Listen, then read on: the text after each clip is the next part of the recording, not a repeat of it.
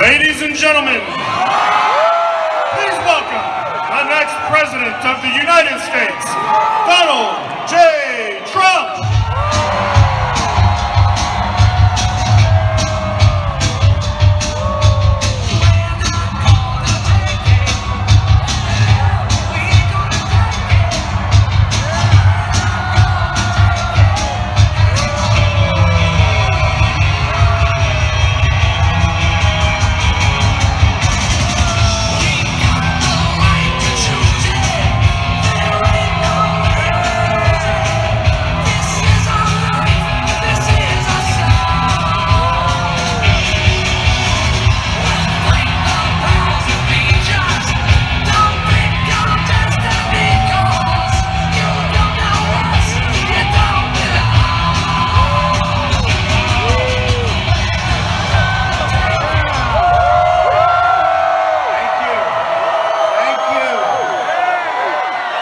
Unbelievable.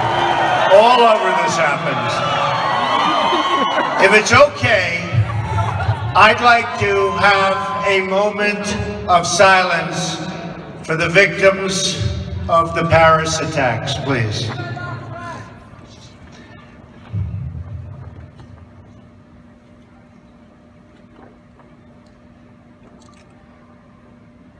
Thank you very much. Terrible. Terrible. What's going on is terrible. And when you look at what happened in that case, it was just reported, one from Syria. Our president wants to take in 250,000 from Syria.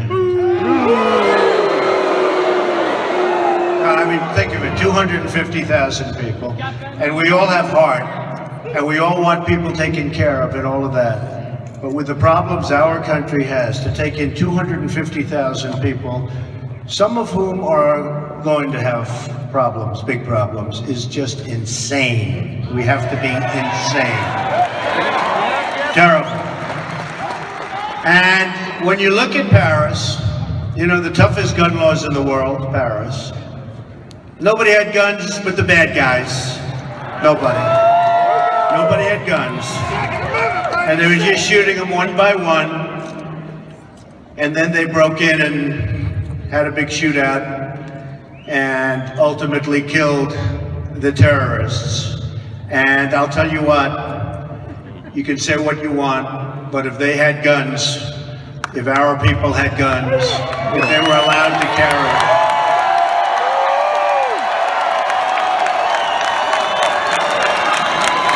it would have been a much different situation. I hear it all the time. You know, you look at certain cities that have the highest violence, the highest problem with guns and shootings and killings.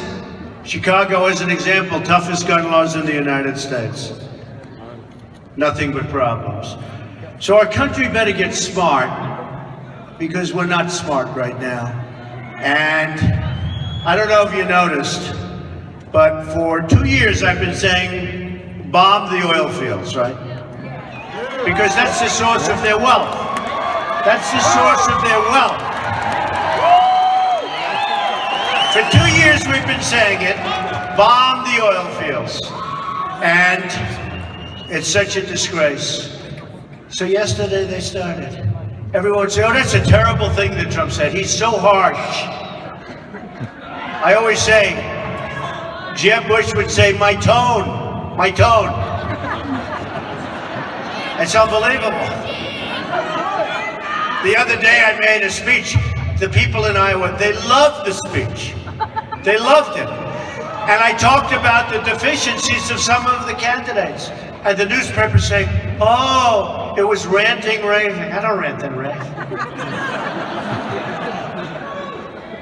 He was so horrible in terms of what he said about it. They said the truth. I didn't say anything. In one case, I said what that particular person wrote about himself. It's true. It's true. And they said he was so harsh. It was a terrible thing he said.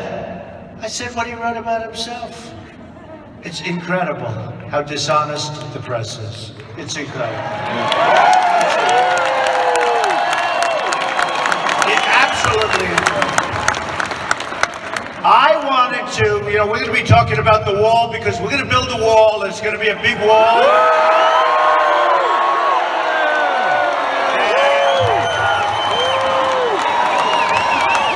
And it's got to look beautiful, because someday they'll probably end up naming it the Trump Wall. It's gonna look beautiful.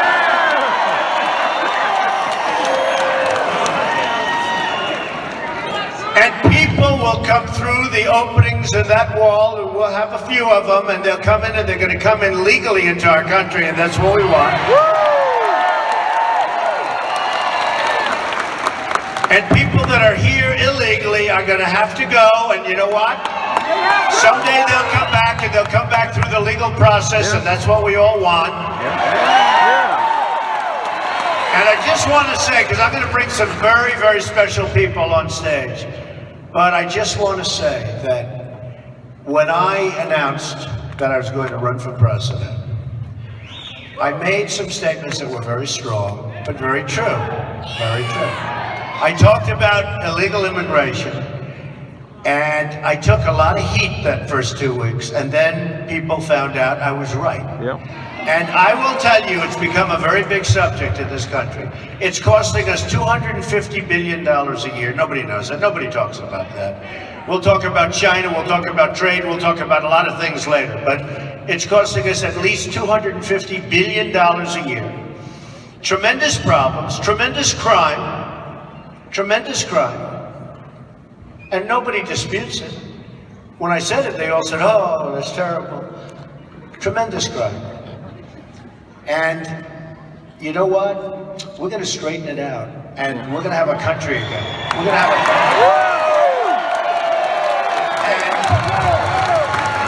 And we're going to have borders, because without borders, you don't have a country. We don't have a country. We have border patrols that are great people. I met them. I was in Laredo, Texas, and I met the border patrol people. They're fantastic people. They want to do their job. They're told to stand down. They use that expression with me. Stand down. And we want you not to do, and these people are walking right through, and they're standing down. They're holding their weapons. They're holding everything. They're amazing men and women. Stand down. People walk right into the country. And you know, in other countries, you can't do that. By the way, in Mexico, and I love Mexico. It's a great place. They have strong leaders. They have smart leaders. They have smart people. If you want to become a citizen of Mexico, it's the hardest country in the world, just about to become a citizen of. But over here, come on in, folks. We're a bunch of dopes. Come on in. Come on in. Come on in. You know the whole thing about the anchor babies. You have a woman, she's pregnant, walks into the United States, has the baby. We take care of the baby for the next 85 years. So, not going to happen. And I was right about it. 14th Amendment doesn't say that. You walk in illegally, you have a baby, the baby doesn't stay. And they said, oh, you need a whole new constitutional amendment. It would take years and years. It could never be got. You don't need that. You know that. I turned out to be right. The great legal scholars have said he's right. So you don't need it. But before we go further, I just met these people backstage, and they've been very nice to me because I've been very nice to them, because I've been saying what's been going on. And there are many others that I've met. This is a few. The Remembrance Project, where people's loved ones were killed by illegal immigrants, people that were here, violently killed. One of the men, I became sort of a friend of his, Jamil. He had a son, young football player, good. He was applying to Stanford. He was a quarterback. Great kid, never had a problem in his life. A great young man. And he went to the deli, and he came back home, and he was violently shot in the head many times. And his father heard the shots outside. One of the saddest stories, and he told the story. I was talking to my boy, and my boy said, I'll be home in 5 minutes, Pop. I've got you a sandwich from the deli. And he's walking home, and the father, Jamil Shaw, the father heard shots right outside. And it was a guy shooting his son in the head. And then his son laying on the ground is like this. And he shot him through the hand with 45, which is obliterated his hands, everything. Killed instantly. And the father laid down on the sidewalk, couldn't believe what happened. Couldn't believe it, said this couldn't happen. And he's just a great guy, and he's not here today, but other people are. And I'd just like to bring them, the Remembrance Project. These are amazing people. Come on up stage, folks.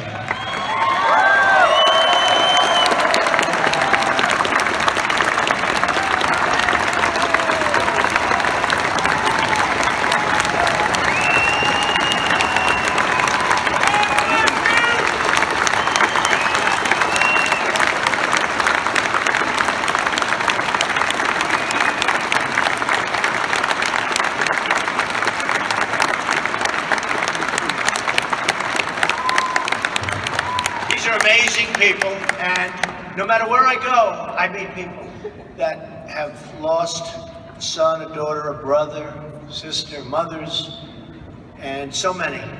Recently in California, we had a veteran, a 66-year-old veteran who was raped, sodomized, a wonderful female, one of the first and one of the most decorated. In California, a few weeks ago, raped, sodomized, killed by an illegal immigrant, and it's happening all over. It's happening all over.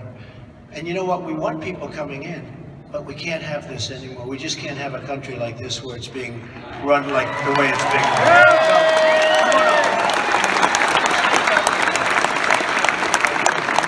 Thank you, Mr. Trump. My name is Laura Wilkerson, and my son Joshua was 18. He was asked for a ride home by someone we found out later was illegal. He beat him in the head with a closet rod. He strangled him, let him go, strangled him, let him go. He kicked him in the stomach so hard that it sliced his spleen in two. And after he finally murdered him, he tied him up like an animal, threw him in a field, and set him on fire. It's something you don't want to live through. The list is on and on. Thank you, Mr. Trump, for bringing it out, and the media is finally picking up on it every single day. Every day.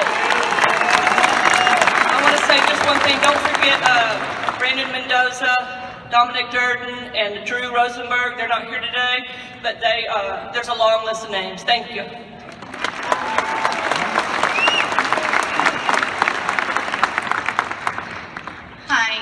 My name is Carrie Ruiz, and my husband Lou and I, this is our daughter Felicia.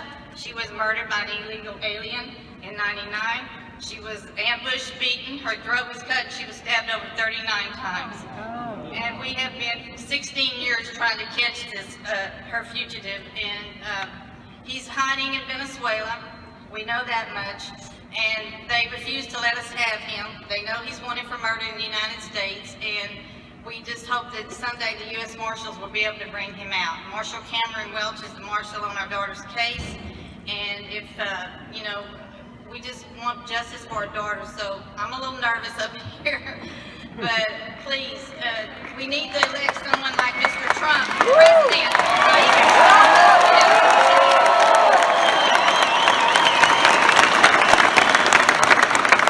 I just realized as I was listening that, so in Venezuela, I'm going to do just fine with Venezuela. If I win, we will get him out.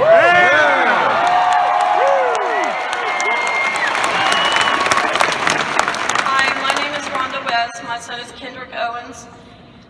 He was killed March 6, 2010 by an illegal immigrant drunk driver while he was walking down the road with his best friend.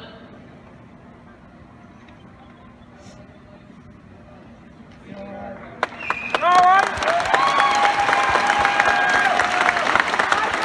want to thank you, Mr. Trump, for everything you're doing, and you're our only hope. We love you. We love you.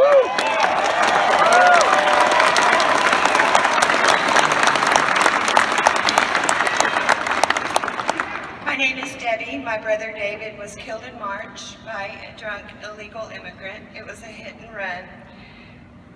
The accident severed his legs, and the body was lodged in the windshield. The driver dumped the body in an apartment parking lot and then drove away and tried to run from the police. They did catch him And we did have a trial, but he's serving 10 years probation.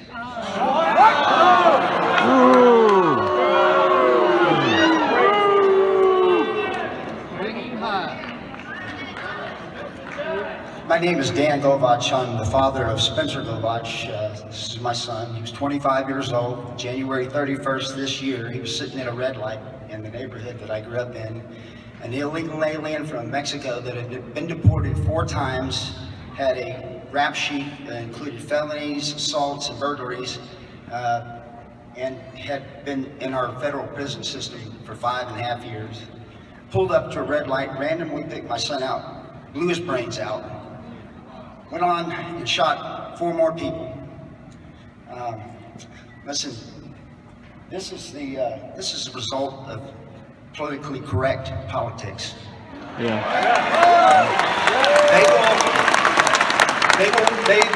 They have no problem sacrificing your loved one, your child, for the advancement of their own little agenda.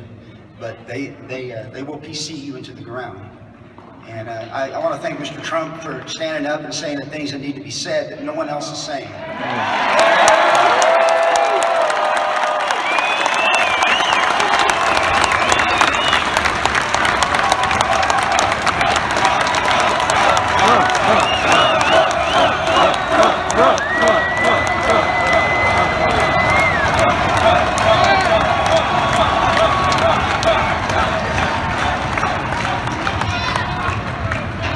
You don't see that. You don't read about it in the papers.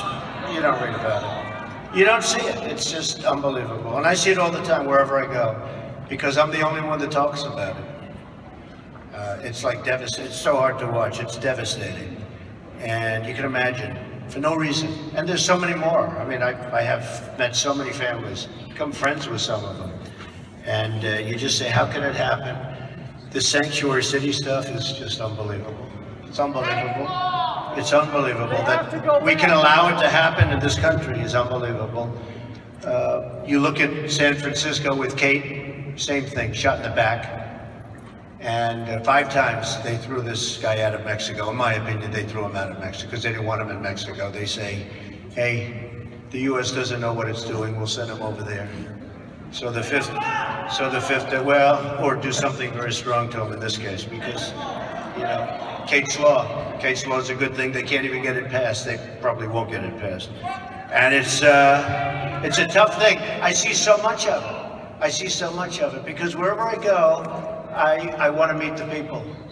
And they're devastated. Their lives are ruined. I mean, hopefully not, but you see, I mean, it would be easy to say, oh, it's going to be fine with time. It's not. One of the parents said to me, it was 10 years. And one of the parents said to me, it's worse now than it was 10 years ago. So, you know, the time thing that we all say, and we always like to say, I don't think it really works. But it's something that we're going to do something about, that if I win, believe me, we're going to do something about it.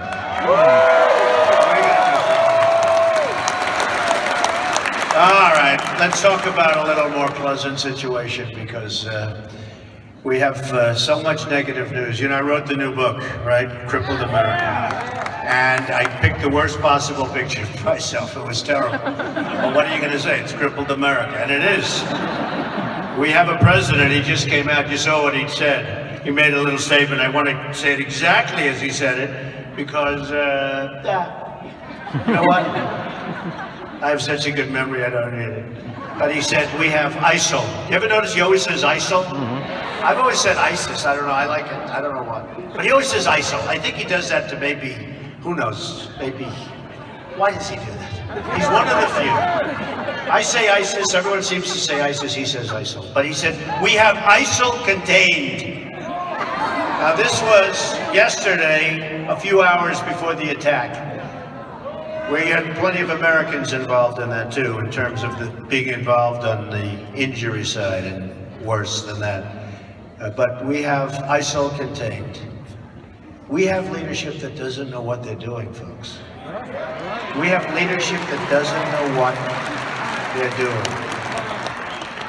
And we have to change. We have to go back. We have to go back to where we used to be years ago when we were strong and powerful and people respected us.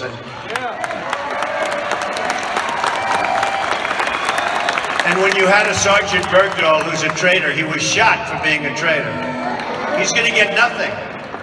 And we trade Sergeant Bergdahl for 5 of the biggest killers that they want right now back on the battlefields. They're back on the battlefields. We have to go back. You have to go back in time a little bit. You know, some people would say, oh, you're going in the wrong direction. And one of the folks mentioned the words politically correct. It's true. It's true. You know that in terms of Remembrance Fund, when I was with a group about 2 months ago, when they heard that one of their sons was shot and killed instantaneously, the police, who I love, the police are the greatest. I'm with the police so much. Their power's been taken away, and that's why you have the problems in so many of the inner cities and so many of the other places. They can stop it, but their power's been so taken away. They don't want to lose their jobs. They're afraid they can't even talk to people anymore. Can't even talk to people. But I was with them, and they said to me, everybody was so great. They were helping me. And when they found out it was an illegal immigrant, everything stopped. They didn't want to get involved in solving the crime. Once they found out who it was, and they couldn't, and to this day they can't get people involved in going. In other words, it's different. If you shot somebody, or if you shot something, they go, I mean, they give you, it's tough. But they found out it was an illegal immigrant, and the man, and I then did research, and it's so tough. The system is so tough, and so against law enforcement, that when they find out situations like the people that just came up, when they find out about it, they don't pursue that like they would a regular situation with an American citizen doing the shooting or doing the killing. And nobody knows why. I think I know why. I think probably because the process is so horrendous that they can't. Maybe they're afraid to get involved because they want to keep their jobs. Who knows? But it's very, very sad.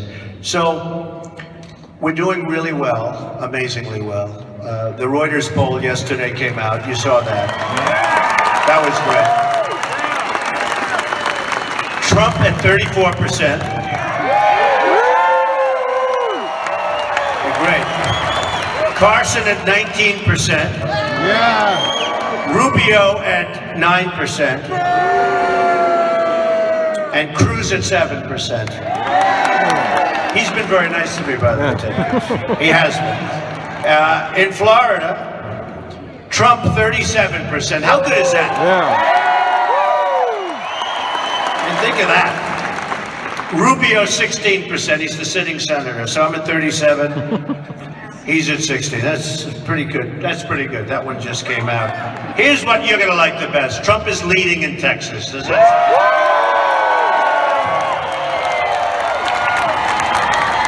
You know what I also like?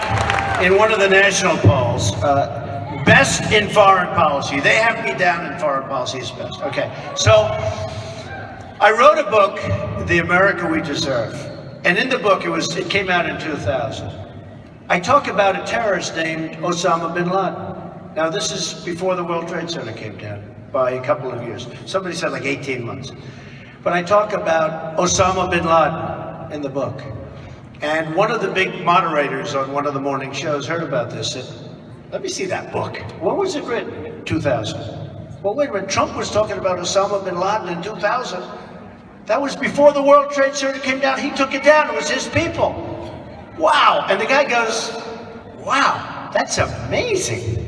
I'm really pretty good at this stuff. I'm telling you. I'm telling you. You know, another thing just happened.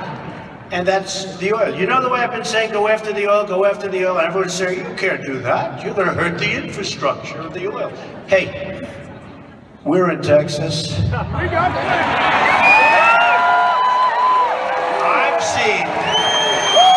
I've seen what those companies and your companies can do in about 12 minutes. They'll rebuild that infrastructure so fast.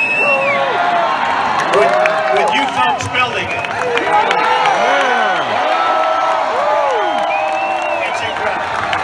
So fast, they'll build it so fast and so good, just bomb the hell out of it. And so everyone said no, because you know, I was seeing where they get most of their money, ISIS. They get most of their money from oil. Some in Iraq, some in Syria. Somebody say, oh, you can't bomb Iraq, that's a sovereign nation. Do me a favor, bomb them. Sovereign nation, you know what that is? Sovereign nation, sovereign crooked nation. They were supposed to take everyone in. They didn't take everyone in. They wanted to run it all themselves. That's what happened. That's how ISIS formed. Okay? That's what happened.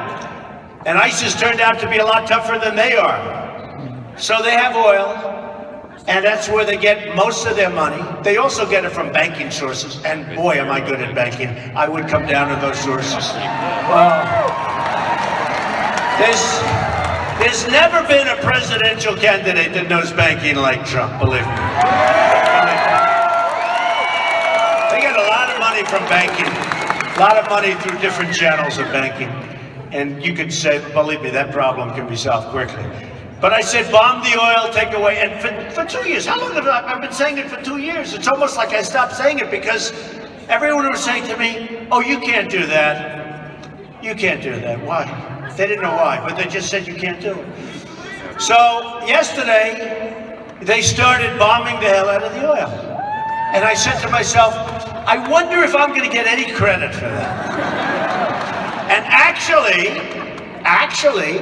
a number of people called, Jake Tapper was one from CNN, sort of saying, wow, they did what you said they should do. And I had 3 or 4 big anchors call, said, wow. I said, tell me, are you going to say it on the air or are you just saying it to me? You know, they say it to me because I get good ratings. They want me to go on their show. I said, say it on the air. Don't tell me. So they're doing, but I actually took it a step further, if you remember. I said, take the oil. Don't bomb. Take the oil. Take it. And I said, take the oil, so much money. Take the oil, don't leave. We should have never gone to Iraq. I said that right from the beginning. It's all called vision. You know, people say, Trump has a very tough tone. He has a very tough temperament. We need a tough temperament now, folks.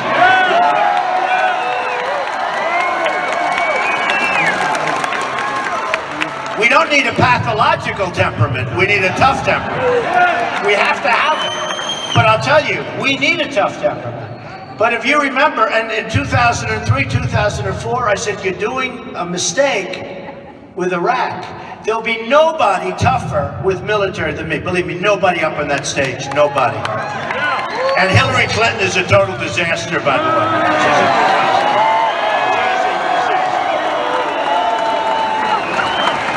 But you have to know when to use your military. So just like I wrote about Osama bin Laden and all these people saying, I can't believe it. Trump, and you know the reason I wrote about it, because there was so much talk about him. He was a bad guy, you know. And people were writing about him. And he said, he's coming into the United States, he's going to do some real bad damage. That's what he said. So I said, knock the hell out before he comes in. Then he came in, he knocked down the World Trade Center, you know. They could have done a job on that, but they didn't. But you have to know.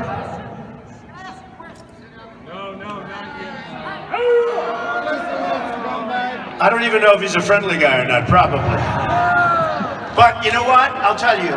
So you have to know what to do, you have to know when to do it.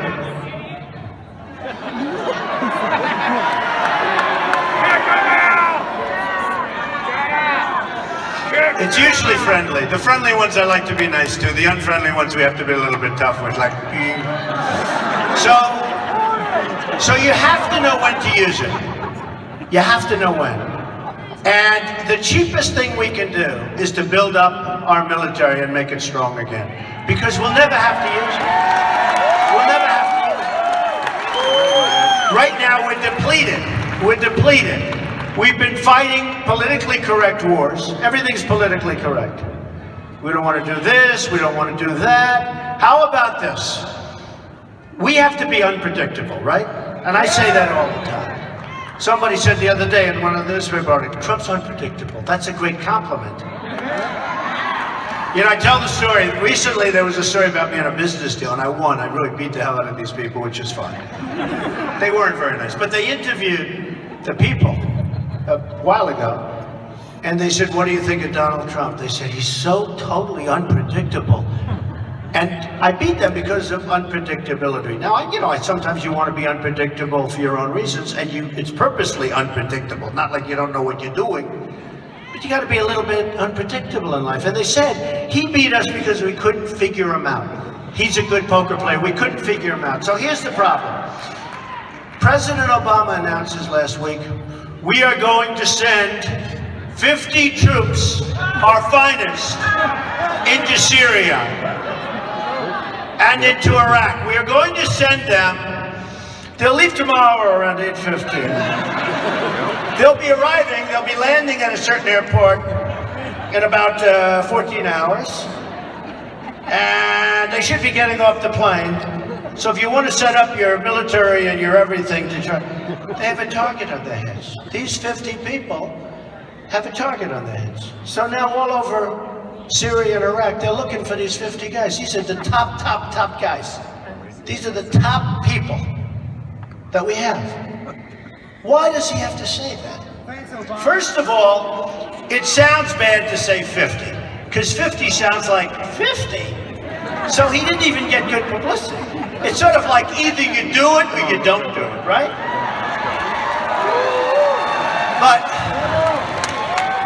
But these are 50 of our absolute finest. Why does he have to say that we're sending them? Why couldn't he just send them? And they go there quietly, and they do their job, and there aren't people looking because nobody knows they're there. He is so bad. He is so damn bad. It's like, we shouldn't have been in Iraq, and I should get points for vision, because I'm the only one on the stage. Now, I'm not a politician, thank goodness, although now I am. Yeah. But I said don't be there. That was a long time. Reuters, long time ago. They sent the delegation to the White House because I was getting so much publicity on it to try and convince me. I said, but you know, the problem is you're going to destabilize the Middle East. You have Iran and Iraq that are the same in terms of strength. And they fight all the time. These people fight. That's what they want to do. They want to fight. What the hell are we doing? They fight. Iran goes this way. 4 years later, Iraq pushed them this way. Bing, bong, back, forth, for decades. I said, if you knock out one of those elements, including Iran, but if you knock out one of those elements, the other one's going to just take over. What are you doing? They're not poker players. They're not chess players. They're not anything. Honestly, they're politicians that don't know what they're doing. So I said, don't go in. And I was right about it. They said weapons of mass destruction, they didn't exist. And Saddam Hussein talked about weapons of mass destruction. And he boasted. You know why? Because he wanted to scare Iran. That made sense. He didn't want to say. So I couldn't understand, because he overplayed his cards, right? They ended up finding him in a pipe. He came a long way from the castles to a pipe with dirt all over his face. And he's a bad guy. But you know, they end up, and I figured out why. He's always fighting with Iran, and he wanted Iran to think that he had weapons of mass destruction. So they would be scared, and they wouldn't go all the way, etc., etc. Makes sense. So he couldn't, that's why he overplayed his hand. He couldn't not say that. And then we ended up making a big mistake, and we've totally destroyed the Middle East. And then come Barack Obama and Hillary. And what happened there is now we're in, and he announces another time, just like he did with the 50 so, he announces when we're leaving. We're going to leave. He got creamed all over the place, just creamed. I mean, they beat him all the time. You know, we don't win wars anymore. We don't win anything anymore. Do we win wars anymore? I remember when I was young, we never lost a war, right? Since then, we lose every time. We can't beat ISIS. We can't beat anybody. We can't make, I will, believe me.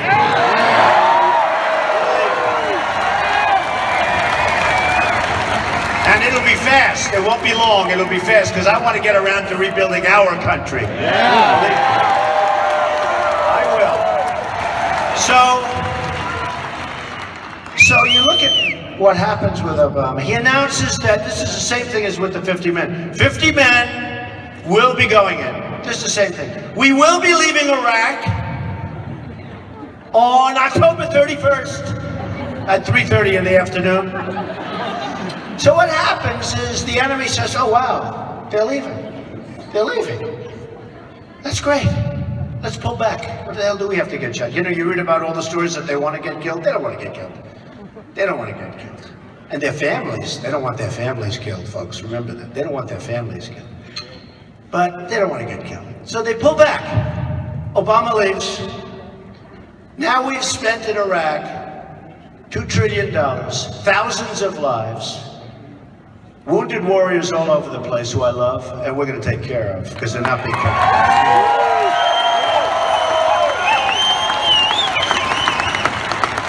So Obama made a mistake. See, he's totally predictable. He's totally predictable. We're gonna send the 50. We're gonna take them out here. Now, if he would have said, we're never taking them out. We're going to build up, even if he didn't do it. And I know the press is going to say, well, Mr. Trump would tell a fib. He would tell a fib. I don't tell a fib. Why would they ever say that we're taking the people out when they took them out? So now the enemy would say, if it were me, I would say, we're not going anywhere, fellas. You're going to suffer for the rest of your lives, and your children, your grandchildren, everybody.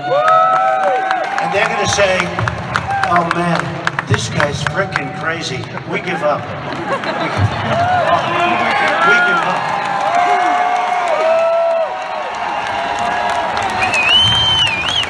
So Obama told them when we're leaving, left, and then they go in and it's a mess now. And as sure as you're standing there, you know the fact. I mean, you see the same papers and same stories that I'm seeing. But Iran is taking over Iraq. ISIS is taking much of the oil, which finally we're bombing. Okay, we should have kept it, but finally we're bombing. We only did half because mine was to keep. Mine was to bomb it and keep it. Okay. Now we're bombing it, and somebody else is going to get it. All right, so sad, so pathetic. And you know what I wanted to do with the proceeds of that oil? I wanted to give a lot of it to the families that suffered and lost lives and lost their sons and daughters in Iraq. I wanted to give a lot of it. And by the way, if you gave each family $1 million or $2 million, that's peanuts. You'd have so much money left over. Give them more than that, but you could give them a lot of money because they suffered. And what do we have for it? What do we have for it? So I was going to give, and this was another thing. People said, oh, well, you can't do that. Of course you can. You can do anything. You can do whatever you want to do. You can do anything. You can do anything. And I wanted to give that money, a lot of it, to the families that lost sons and daughters, and to the wounded warriors who don't have arms and legs, and they're braver than all of us put together. So anyway, so just to finish off, so the polls. So they said best in the military and foreign policy. That was a great honor for me, because a lot of people think that I'll be the best in jobs by far. I will be the greatest that God ever created, believe me. I'll be. And they have me best in the economy, not like by 1 point, by like 50 points. Like on one of them, I think I was at 72, and number 2 was at 9. That's a big difference. And they have me by far best in leadership.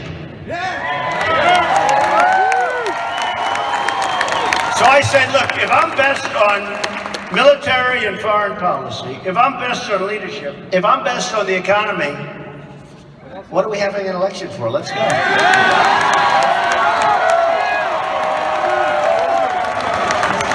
You know, a couple of things about the campaign. The one thing they did say, I'm not as nice a person as some of the other people. And I told the woman, and I actually am a nice person, but I told the woman who said that, she said to me, Mr. Trump, I'm voting for you, I love you, but are you nice enough to be president? I said, let me tell you something, ma'am. I'm glad you voted for me, and I am a nice person. Believe it or not, I'm a nice person. And I have a lot of good relationships. But I will tell you, especially with the people, you know, we have a good relationship. But I will tell you this, I really believe it doesn't matter. Because I think this is going to be an election based on competence. We need somebody competent. Really. And I'm really competent. And we need people that are, like Carl Icahn endorsed me, the great businessman. He's worth a fortune, he's a great negotiator, one of the great negotiators. Other people are endorsing me, the biggest businessmen. Some of them are endorsing me, don't even like me, but they know I'm really smart. I do what I do. I built this incredible company. Remember when I filed the papers, everyone said, oh, he'll never run, because maybe his company's not as big. Well, it turned out to be much bigger, much better, much stronger. They can't believe it. You never heard anything about it since I filed. They were down there, hundreds of them, looking over the papers. Oh my God, he's really much bigger than we ever thought. He built an unbelievable company. They were down there. They say more people were down looking at those papers. Almost 100 pages of financials. An incredible company, very low debt, tremendous cash flow. The press was devastated. Right, fellas? Were you devastated? They were devastated. And I tell you that not to brag about my company, because it's a private company. Nobody knows what I have. It's a private company. It's beautiful. That was really a big opening for me. I mean, for me to run for president, it's not an easy thing. All my life I've heard, if you're a very successful person, you can't run for president. I understand what it means, because they make you, they lie, and they cheat, and they're dishonest. You know, many of them. Many of them. I had a story recently where I went up in the polls, I'm leading by a lot, and the story was, when will Trump leave the race? Like, one of the commentators in the morning, good guy, Joe Scarborough, he always jokes, well, Trump went up in the polls, that means I guess he's leaving in the race. He's leaving. Let me tell you, I'm not leaving, folks, ever. I'm not leaving. We're gonna win. We're gonna win. I think we're gonna win. But you know, these pundits who are worthless, you know, George Will, the guys, I mean, these guys they're worthless. They said, he will never run. He's got the personality of that piece of concrete. He goes, he will not run. He will not run. Then I announce I'm running. He will not file his paper. He will not file Form A. Form A is the first filing where you sign your life away. Then I filed Form A. And he goes, oh, well, he will not file his financials. And if he does, they will never be filed on time. Because he's probably not as rich as people think. So I was one of the only ones that filed ahead of schedule. In fact, I have to be honest, my financials are so good that I hadn't really decided on running, because it does take guts, I have to be honest. Not the kind of guts those people had who I just brought up here. Not the kind of guts the wounded warriors have and the vets have. I tell you what, I don't have that guts. Those are real guts. But it takes guts to run. It takes guts to run. But then he said, he won't file. So they turned out to be good. The only reason I talk about how good my company is because that's the kind of mentality we need running the country. That's it. That's the only reason. And I was actually, you know, they were all saying he'll never file his financials because who knows, you know, they had no idea. I was going to file them even if I didn't run. I was seriously thinking about not running too. You know what I did? You know the famous scene of my coming down the escalator with my wife, Melania, who looked very beautiful coming down the escalator. You will have one beautiful first lady, that I can. And she's got a great heart, and she is really smart. But she's got a great heart, but she's coming down, and she's a very calm person. And she's waving beautifully like this. Remember, very famous scene now. They played all the time, coming down the escalator. I think they played it because she's in the picture, not because I'm waving and she's just going like this. But if you remember that famous thing, well, just before then, I said, I wonder if I'm going to do this. I mean, I'm standing up top. The press is all over the place. The place was surrounded. They will tell you, I've never seen it. It was like the Academy Awards. And I did this. I said, because I tell you, I went, let's go. I took a deep breath, I came down to the escalator, and here we are. Who would have known this was going on?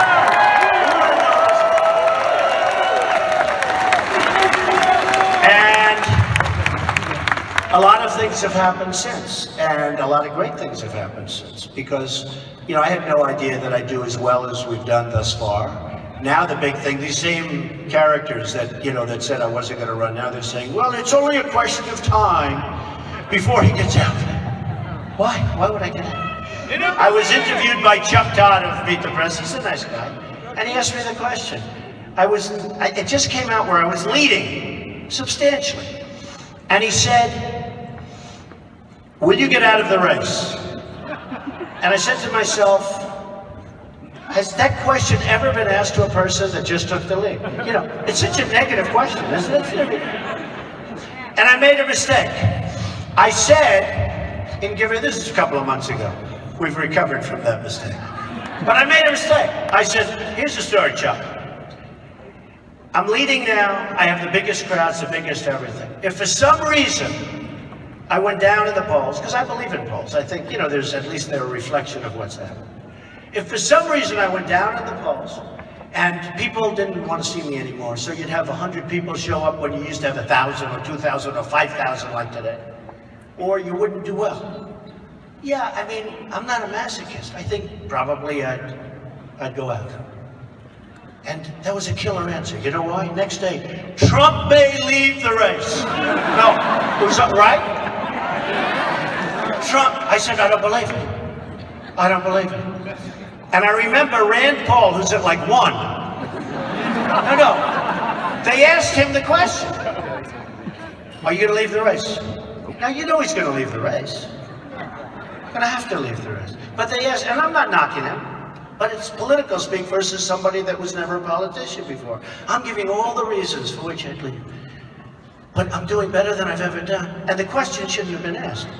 But I give all the reasons. And actually, my wife said, that was a really nice answer. It was such an honest answer. I said, good, I think so. I got killed. Okay.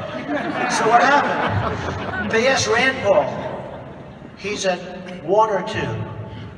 He's leaving, folks. He's leaving. He's got to leave. Otherwise, he's not going to be senator from Kentucky. So they said, will you consider leaving the race? Absolutely not. I will not leave the race. There was no story. They asked a couple of other guys. They're at 0. Are you going to leave the race? No, you know it's good. They're at 0 and they have no money. Other than that, they're doing very well. No, they're at 0. I saw it the other day. They asked Lindsey Graham. He's at 2 in South Carolina. I'm at 38. He's the sitting senator. No, think of it. They said, Senator Graham, are you going to leave the race? Absolutely not. I will not leave the race. And I said, that's a politician. I'm not blaming Graham. I'm not blaming Rand Paul. But there was no story. I gave an honest answer, and I end up, I will not ever leave this race, okay?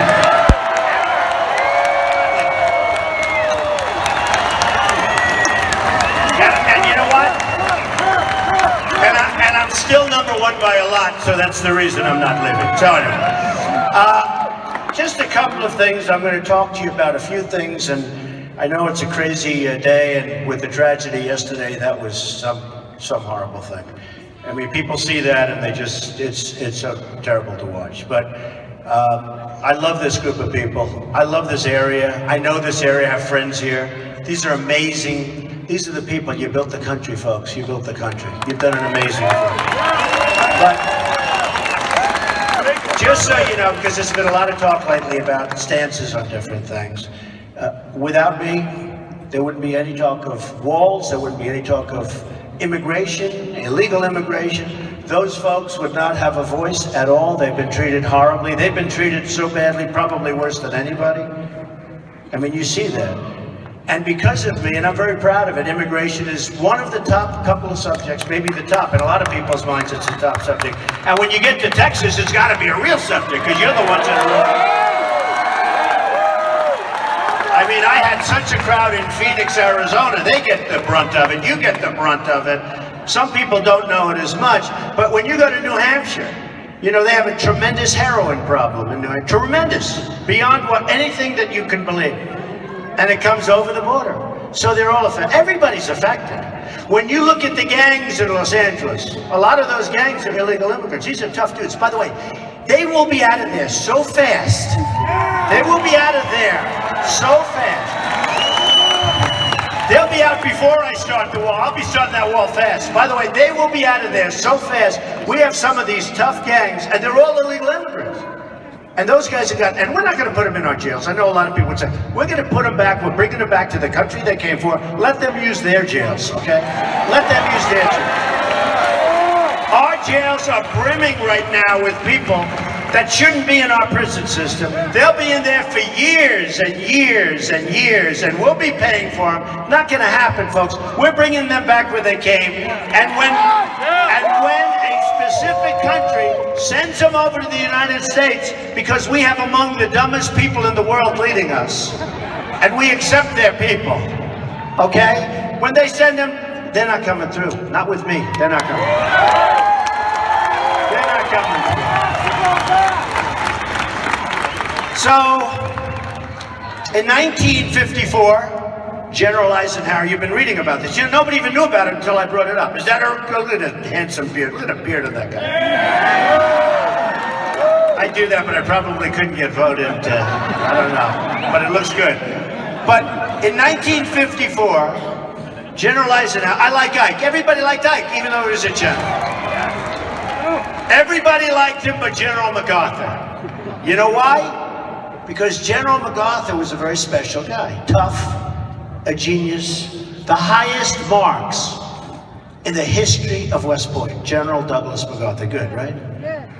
And General MacArthur couldn't stand taking orders from anybody because he felt he was superior to everybody. And Ike was a less than average student at West Point, and MacArthur couldn't understand it. Do you know, to this day, General Douglas MacArthur had the highest marks in the history of West Point. Pretty good. You know, I'm into the academic thing, to be honest with you. It means something, right? Yeah. And he couldn't stand it. But we have MacArthur's, and we have General George Patton. Great. By the way, what do you think General Patton would do as he's listening to Barack Obama say, we are sending tomorrow morning at 9 o'clock, 50 people. He's right now spinning in his grave, and so is MacArthur. But Eisenhower was a nice man. I like Ike, that was his slogan. Like mine is, make America great again.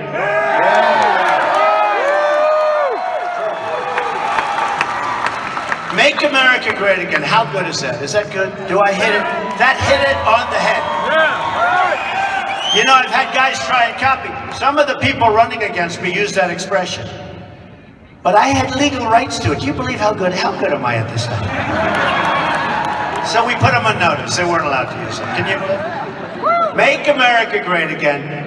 The plane was landing before, and the pilot saying, coming in, coming in. Okay, you're cleared to land. Make America great again. This is from the control tower. And my pilot said, Mr. Trump heard that. I wanted to kiss those people. Make America great again. But Ike's was a little different. I like Ike, because he was a lovable guy. He was a nice guy. But despite being a nice guy, they had a problem with illegal immigrants. No, nothing changes. They had a problem. So they moved out 1.5 million illegal immigrants, right? They moved them out. They were having a tremendous problem with jobs. You know, jobs is a big thing. They're taking jobs from people that want them. We have 100 million people. A lot of those people want to work. This 5.2% unemployment is nonsense. That was written and designed for politicians so they look good. We probably have a 25%. We probably have 25% unemployment, okay, if you look at it, the real numbers. Or I wouldn't be getting the crowds I'm getting, or I wouldn't be getting the responses or the polling numbers. We probably have 25% unemployment. So I like Ike. So Ike sent a smart task force, and they moved a lot of people. And they took them, and they moved them right across the border, and they came immediately back.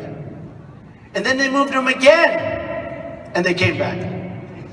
They say, this isn't working. They keep coming back. Then they moved them all the way south, and they never came back, you know. Now it's rough stuff. Today it's harder to do things like that. But they didn't even think about it. They said, no, they're here illegally. See, those days, they are here illegally. Illegally!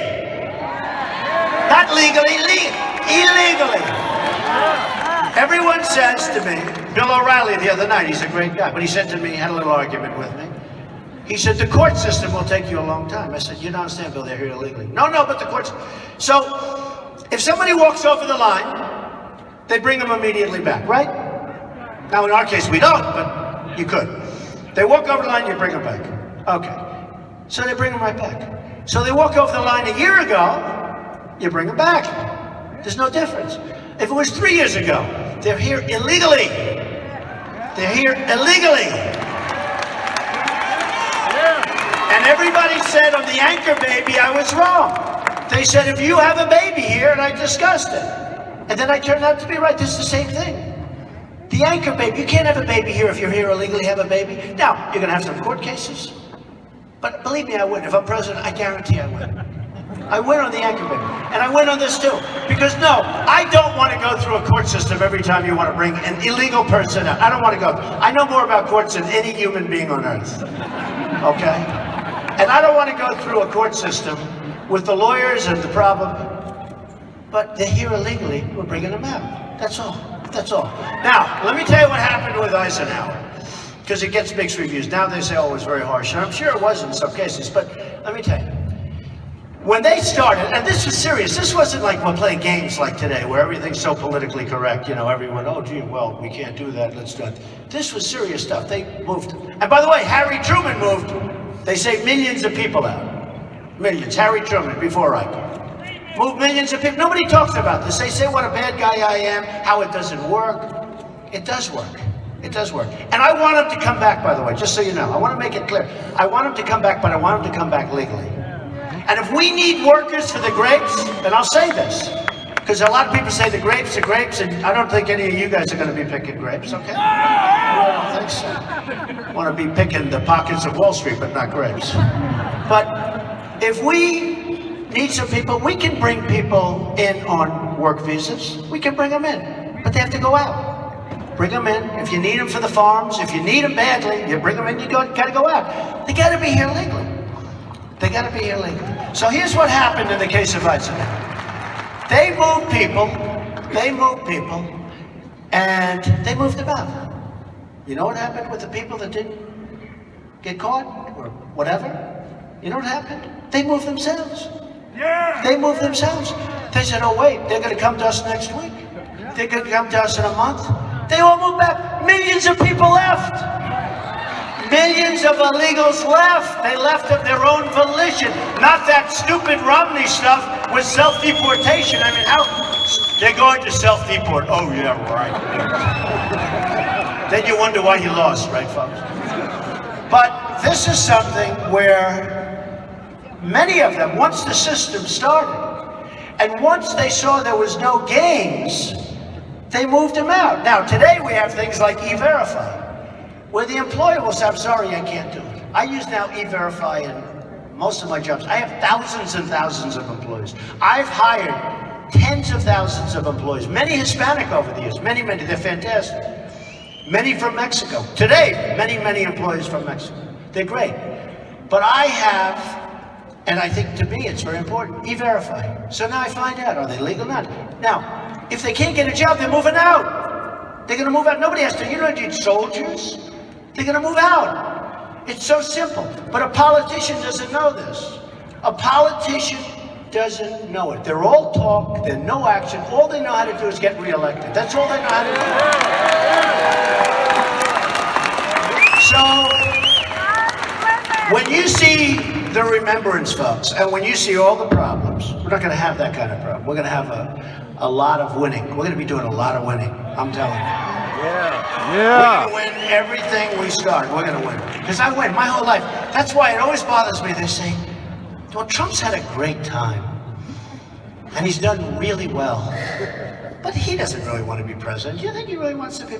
No, I'm doing this for my health. Okay? I came to Texas at 12 o'clock in the afternoon because I want to do this. I want the end result. Somebody said, well, why are you doing it? And I said, because I honestly believe that the American dream is dead. But I'm going to make it bigger and better and stronger than ever before.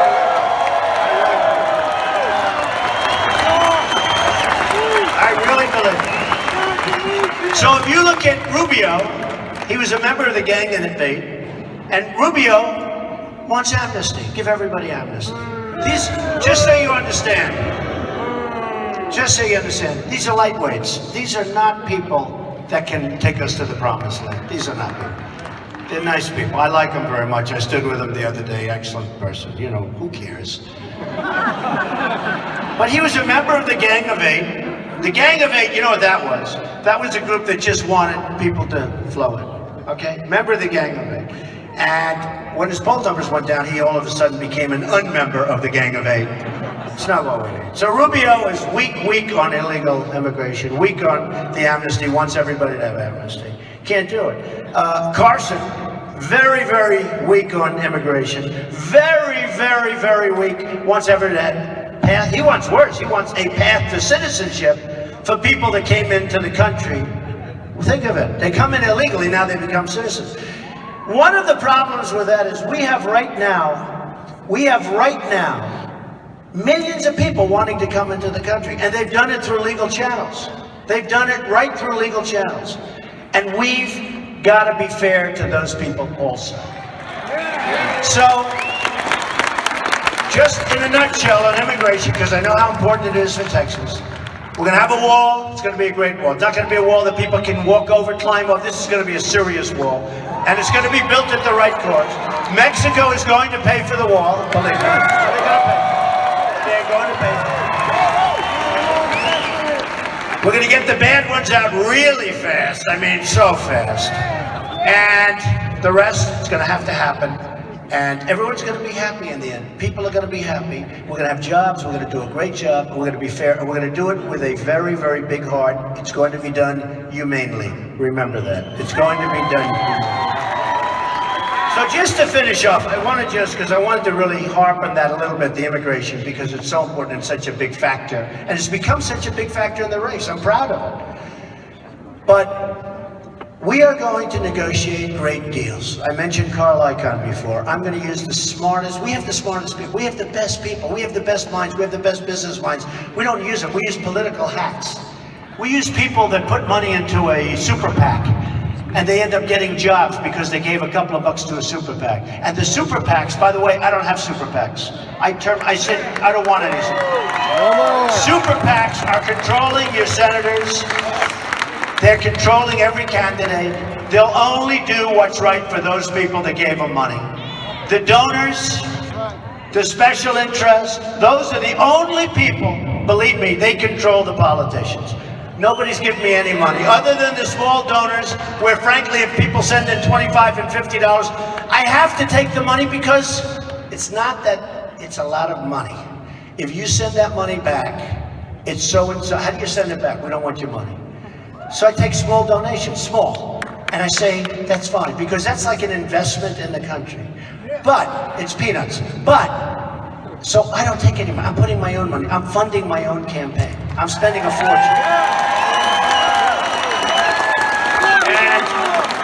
And I am spending, but so far I haven't spent that much. So far, listen to this one. This is a stat that some people like and some people say, maybe it doesn't sound good, but I like it. The business people will like it. So far, I've spent less money than anybody else, and I've had the best result of anybody else.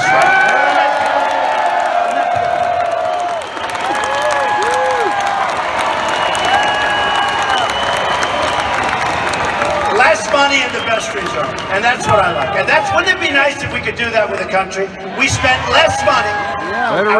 In education, we spend more money than any other country by double and triple per pupil. And yet we're rated number 28 in the world. We have nations that you wouldn't believe ahead of us. We have nations that you wouldn't believe. So we're going to win on trade. We're going to take our jobs back. We're going to bring jobs into the country. We're going to beat China. We're going to beat Japan. We're going to do great with Mexico. We're going to do wonderfully with that horrible Iran pact. I love to renegotiate deals, okay? But we're going to take that horrible deal, the worst deal I've ever seen negotiated. We're going to end Obamacare. We're going to terminate it.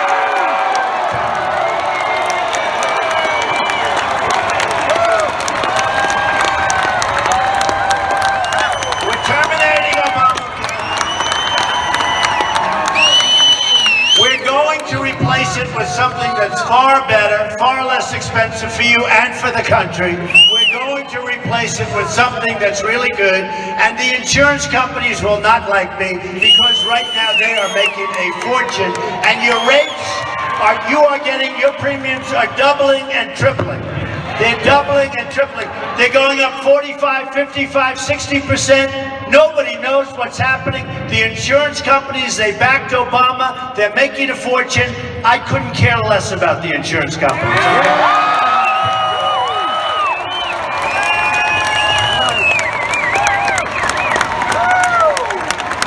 So we're going to start winning again. We're going to win so much. I sometimes joke. I say, you're going to win so much, you're going to get sick of winning. But the truth is, we never get sick of winning. We never get sick of winning. We're going to win so much. You're going to be so proud of this country. You're going to be so proud of your president. And I love you all. Make America great again.